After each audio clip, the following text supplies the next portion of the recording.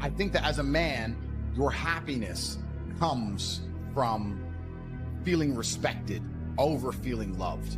And the reason perhaps you're happy now is because you have more respect for yourself because of the decisions you're making. And you have self-respect. Yeah. And I think that a lot of men, even if they have self-respect, if nobody else respects them, they're struggling. I have no interest in being happy. I wake up and say, how can I be proud of myself? What can I achieve that makes me proud of myself? How can I do things that make other people respect me and are proud of me? How do I have a day which I complete when I come home? The woman who's in my house says, wow, there's no man like you. How do I live a life so my children look at me and go, Dad's a superhero? How do I make my mother call me and say, I couldn't possibly be more proud of you?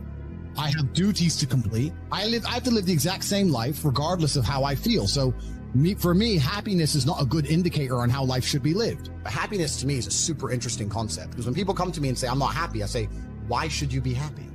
They're like, what do you mean? It's like, who told you should be happy all the time without working for it? Happiness is at the top of a mountain somewhere. You ain't been anywhere. You haven't even climbed it. Nobody cares about men being happy. We talk about women being happy. We want children to be happy. If you look at a full-grown man on Christmas morning, he's smiling because his wife is smiling. He's smiling because his children are smiling.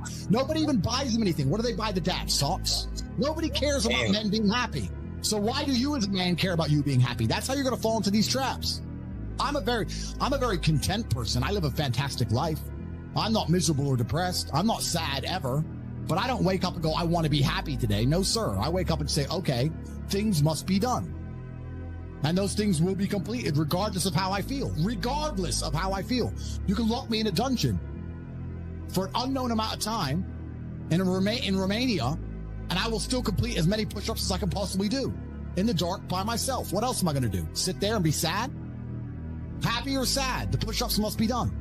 It's called duty. It's called honor. It's called pride. So I'm asking you why you don't have them. You could be a genuine force for good in the world. And you know what's funny? The funniest thing, the most ironic thing about all of this is that if you don't prioritize happiness and you prioritize feeling proud of yourself, you end up happy by extension.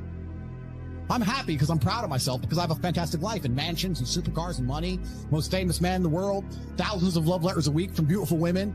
Of course I'm happy, but I didn't ever choose to try and be happy. If I would have chosen to try and be happy, I would have never ended up happy.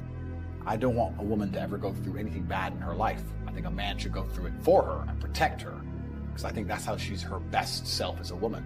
But I think to be your best self as a man is the absolute opposite. And when someone emails me and says, this has happened to me, I'm like, good.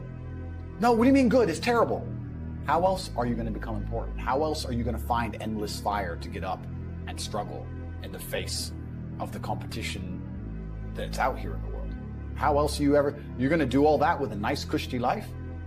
If any man's honest with himself, think about the biggest transformative stages in your life. Think about the times you got the most work done.